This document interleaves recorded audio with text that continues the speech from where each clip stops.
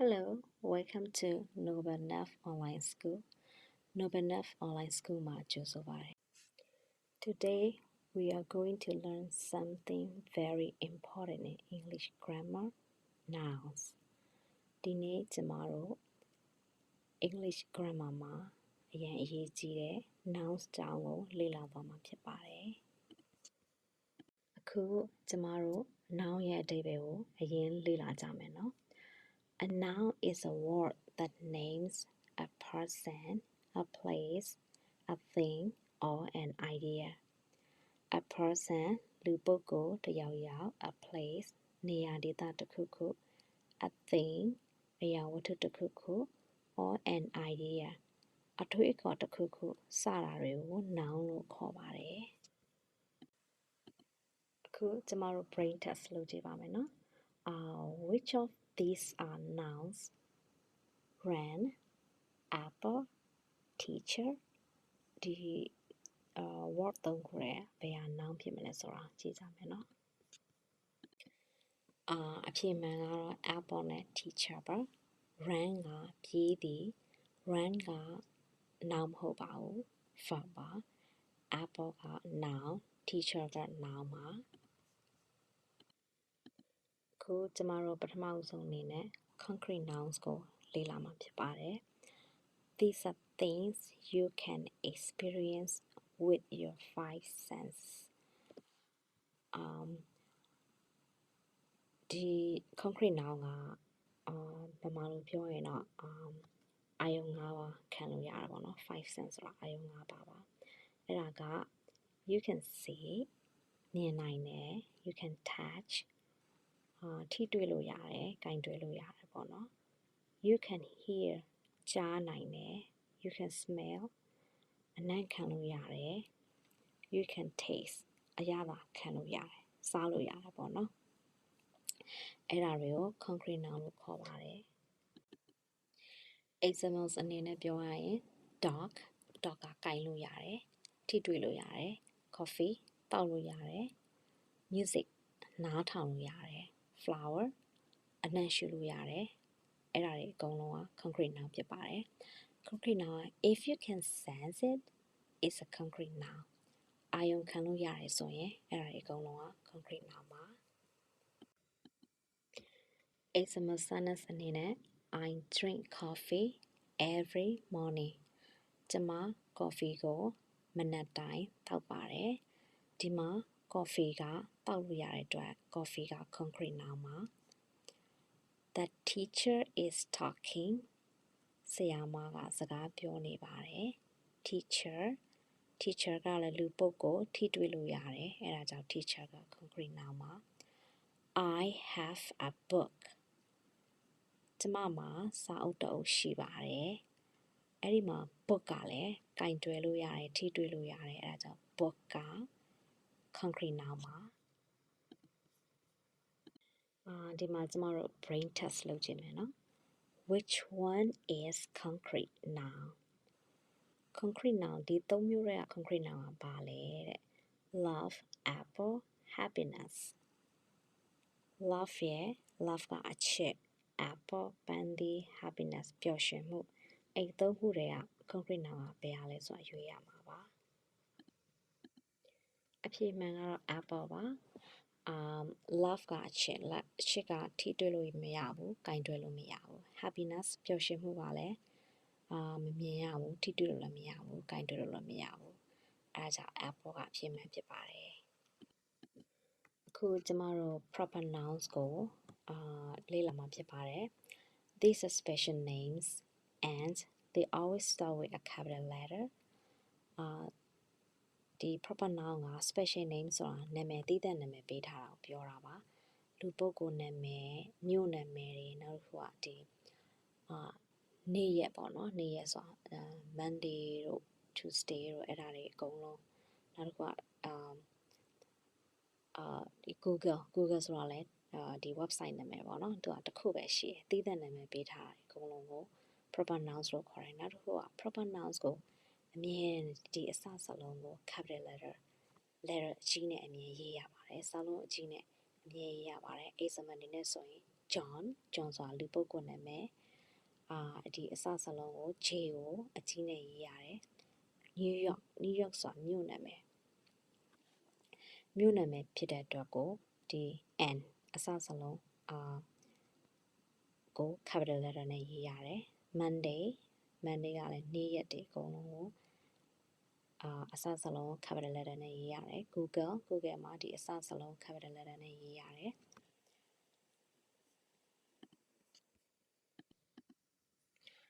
example sentence အနေနဲ့ I live in Yangon ဒီ I live in Yangon မှာ Yangon က proper noun ပါမြို့နာမည်ဖြစ်တဲ့အတွက်ဒီအစစလုံး the beginning letter Y ကိုအကြီးနဲ့ရေးရပါတယ်Sandy is my best friend Sandy ကကျမရဲ့အချစ်ဆုံးတငယ်ချင်းပါဒီမှာ proper noun က Sandy ဖြစ်ပါတယ်အဲ့ဒီအတွက် beginning letter အစဆုံး S ကိုအကြီးနဲ့ရေးရပါတယ် Sandy ကနာမည်ဖြစ်တဲ့အတွက်ပေါ့နော်လူပုဂ္ဂိုလ်နာမည်ဖြစ်တဲ့အတွက်S ကိုအကြီးနဲ့ရေးရတာပါwe visited Disneyland last year ဒီ sentence ထဲမှာ Disneyland ကနာမည်ဖြစ်တဲ့အတွက်ကို proper noun ဖြစ်ပါတယ်အဲ့ဒါကြောင့် D ကို the beginning letter ကိုစလုံးကြီးနဲ့ရေးရပါတယ်အခုကျမတို့ brain test လုပ်ကြည့်မယ်which is correct ဒီ sentence နှစ်ခုထဲကဘယ်တစ်ခုအမှန်လဲဆိုတာရွေးကြမယ် I live in Paris နှစ်ခုစလုံးက I live in Paris အတူတူပဲဒါပေမဲ့တစ်ခုကတော့အမှားတစ်ခုကအမှန်ပေါ့နော်အဖြေမှန်က number 2ဖြစ်ပါတယ်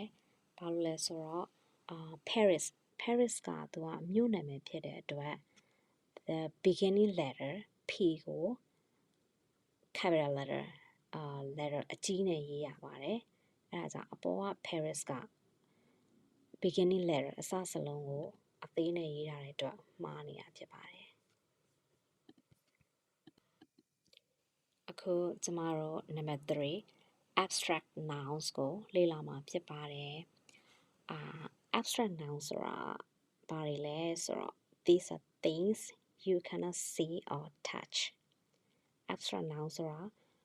မြင်လည်းမမြင်နိုင်ဘူးထိတွေ့လည်းမရဘူးအဲ့ဒါတွေကို abstract noun လို့ခေါ်ပါတယ် they are feelings ideas emotions feelings ဆိုတာခံစားချက် ideas ဆိုတာအတွေးခေါ်တွေ emotion ကလည်းစိတ်ခံစားချက်တွေကို abstract nouns လို့ခေါ်ပါတယ် examples အနေနဲ့ love happiness freedom fear love ကအချစ် happiness ပျော်ရွှင်မှု freedom လွတ်လပ်မှု fear ကြောက်ရွံ့မှုအဲ့ဒါတွေကို abstract noun လို့ခေါ်တယ် example sentence အနေနဲ့ she feels happiness today သူမဒီနေ့ပျော်ရွှင်မှုကိုခံစားရတယ်ခံစားချက်တွေရှိတာတွေအကုန်လုံးကို abstract noun လို့ခေါ်တယ်ကျမတို့ brain test လုပ်ကြည့်မယ်နော် chair love ဒီနှစ်ခုတွေကဘယ်ဟာ abstract noun လဲဆိုတာရွေးရမှာပါအဖြေမှန်က love ပါဘာလို့လဲဆိုတော့ chair ကထိုင်ခုံဖြစ်တဲ့အတွက်ထိတွေ့လို့ရတယ်၊ကင်တွေ့လို့ရတယ် love ကထိတွေ့လို့မရဘူးမြင်လည်းမမြင်ရဘူးကင်တွေ့လို့လည်းမရဘူးအဲ့ဒါကြောင့် love က abstract noun ကျမတို့အခု number 4အနေနဲ့ collective nouns ကိုလေ့လာမှာဖြစ်ပါတယ် collective nouns ဆိုတာ these describe a group but we use one word collective noun ဆိုတာအုပ်စုဖွဲ့ထားတဲ့အစုအဖွဲ့တစုကိုပြောတာဖြစ်ပါတယ်ဒါပေမဲ့ one word ဆိုတာ word စကားလုံးတစ်လုံးကိုပဲသုံးပါတယ်အများကြီးကိုမသုံးပါဘူးเนาะလူအများကြီးနာမည်ကိုထည့်စရာမလို examples team အသင်းအဖွဲ့အသင်းအဖွဲ့မှာလည်းလူတွေအများကြီးပါတဲ့အတွက်အဲ့ဒါကို group အနေနဲ့ team အနေနဲ့သုံးတဲ့အတွက်ကိုteam က collective nouns ထဲမှာပါပါတယ် family ဆိုတာကလည်းတယောက်တည်းဆိုရင် family မဟုတ်ဘူးပေါ့နော် family မှာ2ယောက်3ယောက်အဲ့လိုပါတဲ့အတွက် family ကလည်း collective nouns ထဲမှာပါတယ် class class ကလည်းဒီစာသင်ခန်းထဲမှာလည်းသူကအကြောင်းသားတွေအများကြီးနဲ့စုပေါင်းထားတဲ့အတွက်ကို class က collective nouns ထဲမှာပါတယ် herd ကသူကဘာကိုပြောတာလဲဆိုတော့ဒီတိရစ္ဆာန်တွေပေါ့နော်ဒီ animals အစုဖွဲ့ထားလိုက်ပါတော့a herd of sheep သိုးအဖွဲ့သိုးတစုပေါ့သိုးအုပ်စုကိုပြောတာအဲ့ဒါကို herd လို့ခေါ်တယ်အဲ့ဒါကလည်း collective noun ထဲမှာပါတယ် example sentence အနေနဲ့ my family is very supportive ဒီ sentence ထဲမှာ family က collective noun ပါ family ကဒီအစုအဖွဲ့ဖြစ်တဲ့အတွက် family က collective noun ပါကျမတို့ brain test အနေနဲ့ဒီ students နဲ့ class ထဲမှာဘယ်ဟာက collective noun လဲဆိုတာရွေးကြမယ်နော် students နဲ့ class မှာ class က collective noun ပါဒီမှာပြောစရာရှိတာက students ကလည်းကျောင်းသားများ students ကလည်းအများကြီးဖြစ်တဲ့အတွက်ဘာဖြစ်လို့ collective noun မဖြစ်တာလဲဆိုတော့ students ကကျောင်းသားများကျောင်းသားအများပဲရှိတာစုဖွဲ့ထားတာမဟုတ်ဘူး class ကကြတော့ကျောင်းသားတွေအများကြီးစုဖွဲ့မှာ class တစ်ခုဖြစ်တဲ့အတွက် class က collective noun ဖြစ်ပါတယ် Number 5အနေနဲ့ကျမတို့ possessive noun ကိုလေ့လာသွားမှာဖြစ်ပါတယ် possessive noun ကဘာကိုပြောလဲဆိုရင် this show ownership ဆိုတာပိုင်ဆိုင်မှုကိုပြတာဖြစ်ပါတယ် example အနေနဲ့ပြောရရင် John's book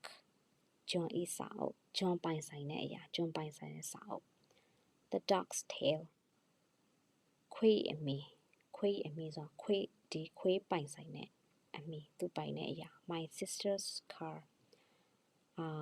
ကျမအမရဲ့ car ဆိုတော့ကျမအမပိုင်တဲ့ car အဲ့ဒါတွေကို possessive noun လို့ခေါ်တယ် possessive noun မှာအမြဲတမ်း we usually add apostrophe s အမြဲတမ်း possessive noun မှာ apostrophe s အမြဲထည့်ရပါတယ်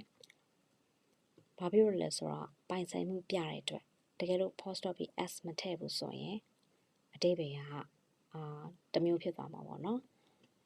apostrophe s မထည့်ရင်ပိုင်ဆိုင်မှုပြတာမဖြစ်တဲ့အတွက် possessive noun မဟုတ်တော့ပါဘူး example sentence အနေနဲ့ this is Sarah's phone ဤရာက Sarah's phone ဖြစ်ပါတယ် Sarah's ပိုင်တဲ့ phone ဖြစ်ပါတယ်အဲ့ဒါကြောင့် apostrophe s ထည့်ရပါတယ် the cat's tail is long ကြောင်ဤအမီကရှည်တယ်ကြောင်ဤအမီဒီကြောင်ပိုင်ဆိုင်တဲ့အမီဖြစ်တဲ့အတွက် apostrophe s ထည့်ရပါတယ် the teacher's desk is clean ဆရာမရဲ့ခုံကစားပွဲက is clean တန်ရှင်းပါတယ်ဆရာမဤစားပွဲဖြစ်တဲ့အတွက်ဆရာမပိုင်ဆိုင်တဲ့စားပွဲဆရာမပိုင်ဆိုင်တဲ့အရာဖြစ်တဲ့အတွက် teacher မှာ apostrophe s ထည့်ပေးရပါတယ်ကျမတို့ brain test အနေနဲ့ the car of John နဲ့ John's car ဒီနှစ်ခုမှာဘယ်ဟာကpossessive noun လဲဆိုတာရွေးရမှာပါ John's car က possessive noun မှာဘာလို့လဲဆိုတော့John မှာ apostrophe s ထည့်ထားတယ် John ပိုင်ဆိုင်တဲ့ car အပေါ်က the car of John ကလည်းအဓိပ္ပာယ်ကတူပါတယ် John ရဲ့ car ပါပဲဒါပေမဲ့ possessive noun မှာ apostrophe s အမြဲထည့်ရတဲ့အတွက် John's car က possessive noun အမြဲဖြစ်ပါတယ်အခုကျမတို့ number 6 plural nouns ကိုလေ့လာမှာဖြစ်ပါတယ် plural nouns mean more than one plural nouns ကတစ်ခုထပ်ပိုတဲ့အရာတွေကို plural nouns လို့ခေါ်ပါတယ် example အနေနဲ့ one cat ကနေ two cats က plural noun ဖြစ်ပါတယ် one box ကနေ two boxes က plural noun more than one တစ်ခုထပ်ပိုတဲ့အတွက် one child ဒီမှာကြည့်ရမှာကတချို့noun တွေက irregular noun ဖြစ်တယ်ဘာလို့ဆိုတော့ s ထည့်စရာမလိုဒီ child ဆိုလို့ရှိရင် one child ဆိုရင်ကလေးတစ်ယောက်one child ကို two နှစ်ယောက်ဖြစ်သွားမယ်ဆိုရင် child မှာ s ထည့်ရင်မှားတယ်เนาะအဲဆိုရင် two ဆိုရင် two children ဖြစ်သွားပါတယ် most nouns add s များသောအားဖြင့် nouns မှာplural noun ဖြစ်ချင်ရင် s ဒါမှမဟုတ် es ထည့်ရတယ်ဒါပေမဲ့ but some are irregular တချို့ noun တွေက irregular noun တွေเนาะအဲ့ဒါကတော့သေချာမှတ်ထားမယ်အရာတွေပေါ့เนาะကျမတို့ plural noun ရဲ့ irregular noun တွေကို example အနေနဲ့ကြည့်ကြမှာเนาะone man ဆိုရဲကြားတစ်ယောက် two ဖြစ်သွားရင်နှစ်ယောက်ဖြစ်သွားတယ်ဆိုရင် man man ဖြစ်သွားပါတယ် s နဲ့ es ထည့်လို့မရပါဘူး one foot ခြေထောက်တစ်ချောင်း two ဆိုရင် two foot ဆိုပြီးထည့်လို့မရအောင်เนาะ s မထည့်ဘူး two feet one foot two feet ဖြစ်သွားပါတယ် two ဆိုရင် one mouse ကြွက်တစ်ကောင်ကြွက်နှစ်ကောင်ဆိုရင် two mice two mouses လို့ရေးလို့မရပါဘူးเนาะကျမတို့နောက်ဆုံးတစ်ခုအနေနဲ့ countable and uncountable nouns ကိုလေ့လာမှာဖြစ်ပါတယ် this part is very important so listen carefully ဒီ countable and uncountable အရင်ရေးကြည့်ရเนาะအဲဒါကြောင့်တည်တည်ချာချာလေးလေ့လာကြည့်မယ်เนาะ countable nouns you can count them countable noun ကရေတွက်လို့ရတာတွေကို countable nouns လို့ခေါ်တယ် one apple two apples one book three books ဒီအရာတွေက apple တို့ books တို့ရေတွက်လို့ရတာပေါ့နော်တစ်ခုနှစ်ခုသုံးခုအဲ့လိုရေတွက်လို့ရတယ် uncountable nouns you cannot count them ရေတွက်လို့မရတာတွေကို uncountable nouns လို့ခေါ်တယ် water ရေကိုရေတွက်လို့မရနော်တစ်ခုနှစ်ခုဆိုရေတွက်လို့မရ rice ကိုလည်းရေတွက်လို့မရ sun ကိုလည်းရေတွက်လို့မရ information သတင်းအချက်အလက်တွေရေတွက်လို့မရအဲ့ဒီရေတွက်လို့မရတာတွေကို uncountable noun လို့ခေါ်ပါတယ်ကျမတို့important rule အနေနဲ့ we don't say one water one rice ကျမတို့ one water ရေတစ်ခုဒါမှမဟုတ် sun တစ်ခု one rice sun တစ်ခုလို့ပြောလို့မရအောင်เนาะ we say a glass of water ရေတစ်ခွက် a glass of water ဆိုတာရေတစ်ခွက် a cup of rice a cup of rice ကလည်း sun တစ်ခွက်အဲ့လိုပြောလို့ရတယ်เนาะ one rice တို့ one water တို့ကလုံးဝပြောလို့မရပါဘူးเนาะအဲ့ဒါမှတ်ထားမယ်ချက်ပါပဲကျမတို့ brain test အနေနဲ့rice နဲ့ apple မှာဘယ်ဟာက uncountable noun လဲဆိုတာရွေးကြမယ်နော် rice က uncountable noun မှာခုနကပြောသလိုပဲ rice ကရေတွက်လို့မရတဲ့အတွက် uncountable noun ဖြစ်ပါတယ်ခုဆိုရင်ကျမတို့noun ခဏမျိုးကိုသိသွားပြီပေါ့နော် concrete noun ကထိတွေ့လို့ရတယ်၊ဂိုင်တွေ့လို့ရတယ် five sense အာယုံ၅ပါးခံလို့ရတာတွေ concrete noun လို့ခေါ်တယ် proper noun ကတည်တံ့နာမည်မှတ်ထားရတယ်လူနာမည်လူပုဂ္ဂိုလ်နာမည်မြို့နာမည်ဒါမှမဟုတ် days of the week ဖြစ်တဲ့ Monday Tuesday Wednesday အဲ့ဒါတွေနောက်ပြီးတော့month of the year ဖြစ်တဲ့January February March အဲ့ဒါတွေကိုproper noun လို့ခေါ်တယ် abstract noun ဆိုတာထိတွေ့ဂိုင်တွေ့လို့မရတဲ့ nouns ကို abstract nouns လို့ခေါ်တယ်ဥပမာ love အချစ်မေတ္တာနောက်တစ်ခုhappiness ပျော်ရွှင်မှုတွေနောက်တစ်ခုဒီ anger စိတ်ဆိုးတာတွေခံစားချက်တွေကို abstract nouns လို့ခေါ်တယ် collective noun ကgroup တွေ team တွေနောက်တစ်ခုက class တွေလူအများကြီးနဲ့ဖွဲ့စည်းထားတဲ့အစုအဖွဲ့ကို collective nouns လို့ခေါ်တယ် possessive noun ကပိုင်ဆိုင်မှုပြတဲ့အရာတွေကိုဥပမာJohn's book apostrophe s ထည့်ရတယ်เนาะပိုင်ဆိုင်တဲ့အရာတွေဥပမာ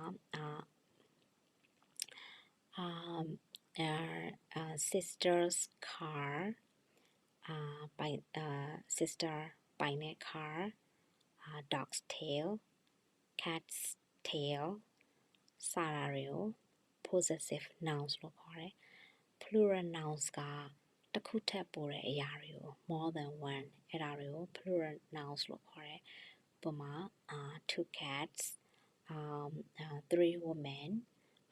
5 children အဲ့ဒါတွေကိုplural noun လို့ခေါ်တယ် countable and uncountable noun အဲ့ဒါကရေးတွက်လို့ရတဲ့ noun နဲ့ရေးတွက်လို့မရတဲ့ nouns တွေကို countable and uncountable nouns လို့ခေါ်တယ်ခုနကပြောသလိုမျိုးအရှိမပြောခဲ့သလိုမျိုး countable ကရေးတွက်လို့ရတယ် one apple two apple တစ်ခုနှစ်ခုသုံးခုအဲ့လိုရေးတွက်လို့ရတာ uncountable noun ကwater oil နောက်ထပ် rice အဲ့ဒါတွေရေးတွက်လို့မရဘူးအဲ့ဒါတွေ uncountable noun လို့ခေါ်တယ်အခု final check point အနေနဲ့ကျမတို့ nouns တွေကို identify လုပ်ပါမယ်နော် happiness ကဘာ noun လဲ London အဲ့ဒါဘာ noun လဲဘာ noun မျိုးစားလဲ team noun မျိုးစားပါလဲ dog noun မျိုးစားပါလဲ John's bag noun မျိုးစားပါလဲ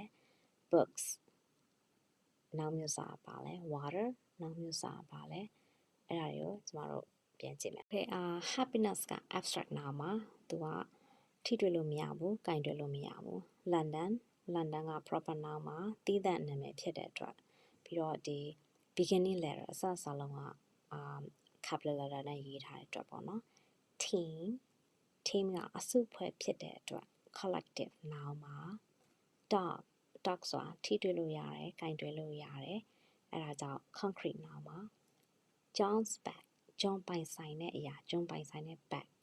John ရဲ့အိတ်အဲ့ဒါကြောင့် possessive noun မှာ books ကအများဖြစ်တဲ့အတွက်အစာအုပ်တစ်ခုထပ်ပိုတယ် more than one ဖြစ်တဲ့အတွက် plural noun မှာ water ဆိုတာရေးတွက်လို့မရဘူးအဲ့ဒါကြောင့် water က uncountable noun ပါခုဆိုရင်ကျမတို့ English ဘာသာမှာအရေးကြီးတဲ့ different types of noun တွေကိုနားလည်သဘောပေါက်သွားပြီထင်ပါတယ်ကျမနဲ့တူတူအချိန်ပေးပြီးလေ့လာသင်ယူတဲ့အတွက်ကျေးဇူးအများကြီးတင်ပါတယ်နောက်ထပ်ဗီဒီယိုလေးမှာပြန်ဆုံကြမယ်နော် Bye